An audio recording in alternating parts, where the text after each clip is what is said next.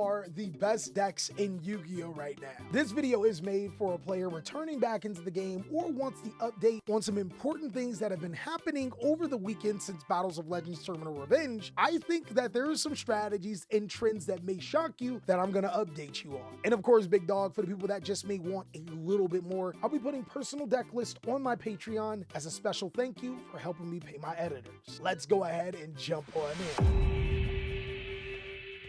What's going on with y'all, big dog? And it is an amazing day for Yu-Gi-Oh! I hope that your day phenomenal. But if it isn't, don't let what happened at the beginning of your day ruin the rest of your day. And speaking of days, big dog, it actually is my day. A particular series where we talk about something to help you grow not only as a player, but as a person, because that's just a little bit more important. So this weekend, my uncle actually took me on to a breakfast and he let me know on some game that I want to pass on to you. He told me that failing to plan is planning to fail. I swear to God, old people always got these monikers, but they work if you genuinely think about it. Basically, my uncle told me I'm a loser in so many words. Because I failed to make an actual game plan, I was already planning to fail in the main event. And to be honest with you guys, before he gave me this advice, that's pretty much what I was doing with my entire life. I didn't make a plan for anything. Kids, videos, taxes, don't tell the IRS. And unfortunately, when you don't make those plans, you don't succeed as you want them. But ironically, if you do make those plans, you will see the difference in your success rate. So basically what I'm saying, instead of walking up to that girl and asking her out a date, actually make a plan. I mean, she still might tell you no, but at least you were prepared, right? And that's exactly what we're talking about when it comes to these particular Yu-Gi-Oh decks. We already know that Snake Eyes is still a tier 0 deck. But if we don't plan for this deck and other strategies, then we're gonna be SOL. And that actually brings me to the update you probably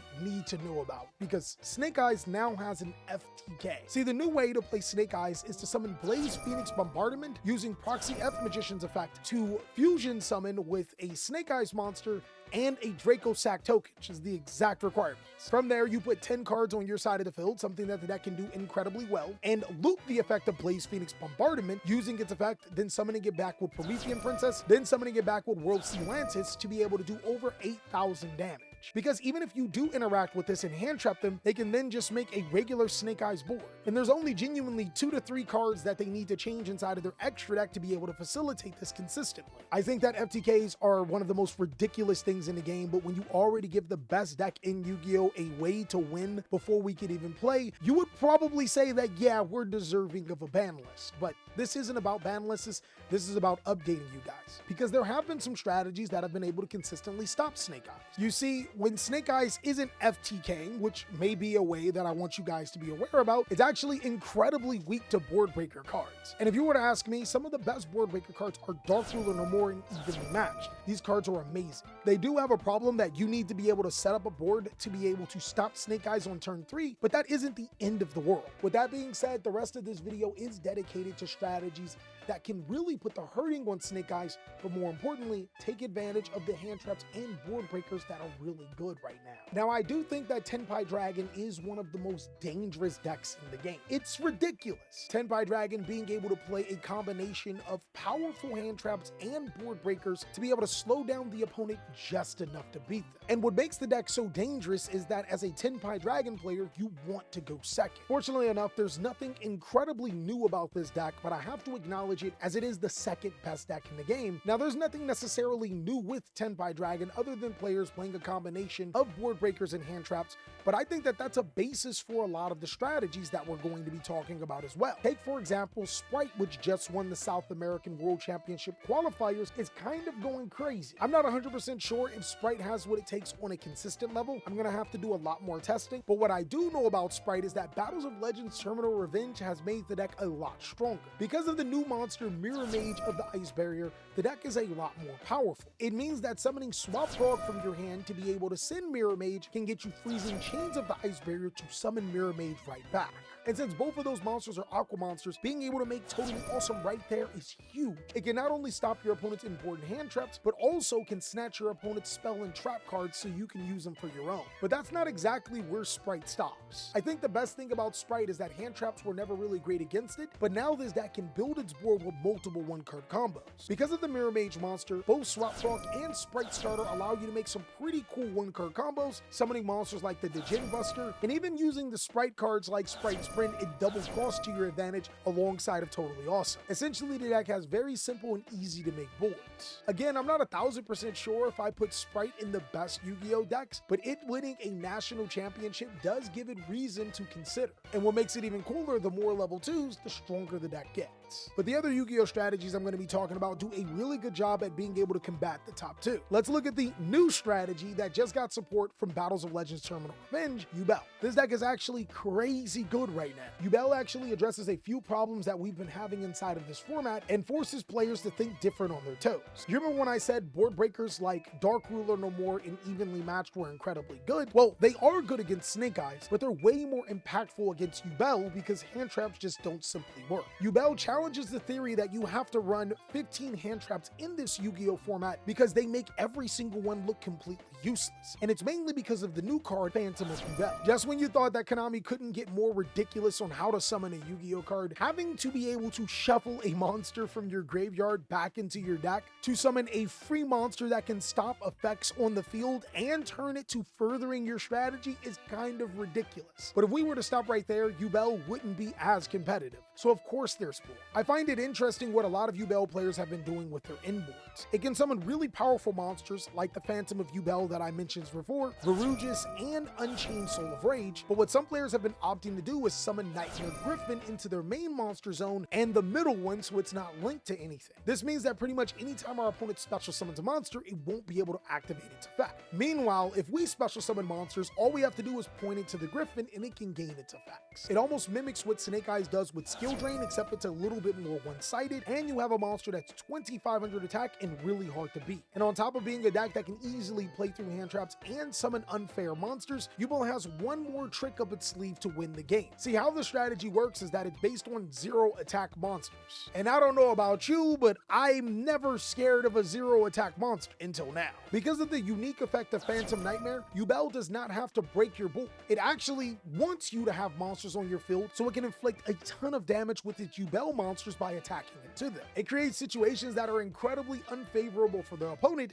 and that's why the strategy is just doing so well right now. Yubel reminds me of my mother. She only takes from you when you have something. Damn, I really need that therapy. Another deck that I was really surprised that made the top cut, but makes so much sense in this current format, is Purrely. Now, you guys have heard me cope on Purrely before. But please, the best deck, I swear. It's got cats. They got the dog kid. You summon an unaffected monster and then you know.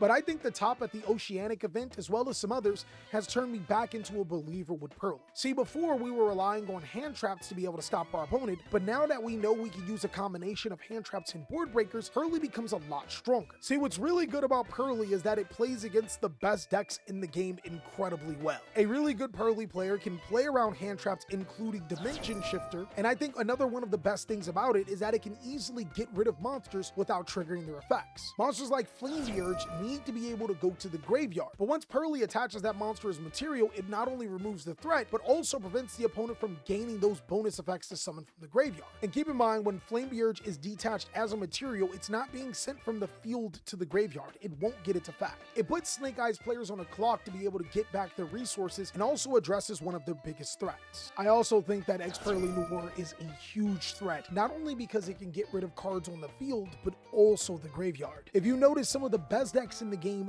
need their graveyard to be able to continue playing, and having an easy out to be able to get rid of those cards can be detrimental to the opponent. And let's now also add that those secondary effects of your Purrely spell cards are literally insane. We've already talked about attaching as material, but what about drawing cards, making your monster being able to attack multiple times, to even giving your monsters a huge buff of attack and defense? I think that the innate immunity to a lot of cards right now is what makes Purrely really powerful. But the last strategy, I think, is just incredibly powerful. To be honest with you, it might be the second best deck in the room until Infinite Forbidden comes out. That strategy is easily Ritual Beast because it simply has all of its bases covered. I think some of the greatest things about Ritual Beast is that it did fix a lot of issues with the deck. Needing a Ritual Beast Tamer and a Spiritual Beast monster is incredibly hard. But when you have monsters like Spiritual Beast Tamer Laura that can serve as either, but also be able to summon any Ritual Beast monster from your deck to your side of the field, it's huge.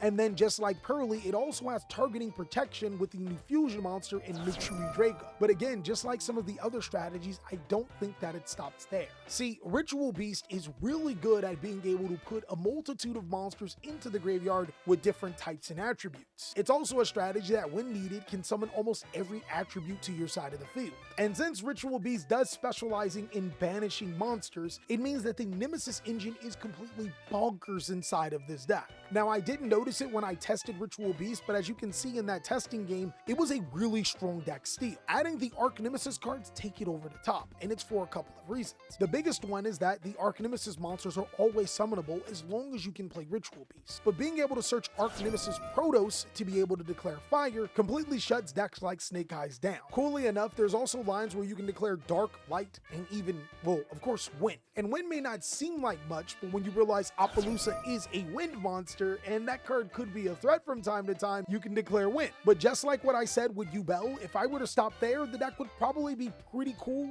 but not strong enough. I think alongside being the best shifter deck, as well as playing Arch Nemesis Protos, the deck can also easily summon Thunder Dragon Colossus. I promise you, I'm not coping this time. Because the deck already plays the Nemesis engine, being able to get Nemesis Corridor from your deck to your hand is a breeze.